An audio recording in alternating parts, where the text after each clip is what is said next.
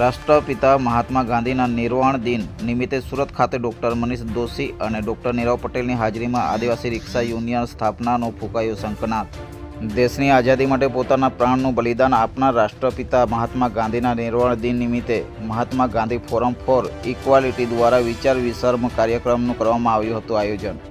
જો કે આ કાર્યક્રમ સુરતના ભીમરાડ ખાતે કોંગ્રેસના મુખ્ય પ્રવક્તા અને પ્રખર શિક્ષણવિદ ડૉક્ટર મનીષ દોશી દ્વારા કરવામાં આવ્યું હતું આયોજન। ત્યારે આ કાર્યક્રમમાં ખૂબ મોટી સંખ્યામાં ભાગ લીધો હતો શહેરના પ્રબુદ્ધ નાગરિકોએ। જો કે આ કાર્યક્રમનું સંચાલન સુરતના જાણીતા વકીલ જમીર શેખ દ્વારા કરવામાં આવ્યું હતું। ત્યારે આ કાર્યક્રમમાં ડૉક્ટર મનીષ દોશીને મળવા આવેલા સમસ્ત આદિવાસી સમાજ સહિત નવસારી જિલ્લા પ્રમુખ ડૉક્ટર નીરવ પટેલ દ્વારા આપવામાં આવી હતી ગાંધીજીને શ્રદ્ધાંજલિ।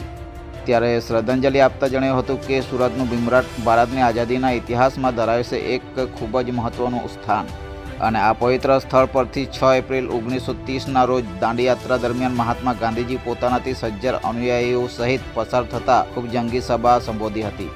જો કે ડૉક્ટર મનીષ દોશી અને ડૉક્ટર નીરવ પટેલની શુભેચ્છા મુલાકાતે સુરત સમસ્ત આદિવાસી સમાજના સક્રિય કાર્યકર્તા સહિત સુરતના ભીલ સમાજના પ્રમુખ હિતેશ મુંડવાડ તેમજ પરિમલ ગરાસિયા, વિનોદ ડામોર સહિત અન્ય કાર્યકર્તાઓ આદિવાસી રિયલ ઓનર ઓફ ઇન્ડિયાના ટેગ સાથે રિક્ષામાં મળવા આવ્યા હતા ખૂબ મોટી સંખ્યામાં।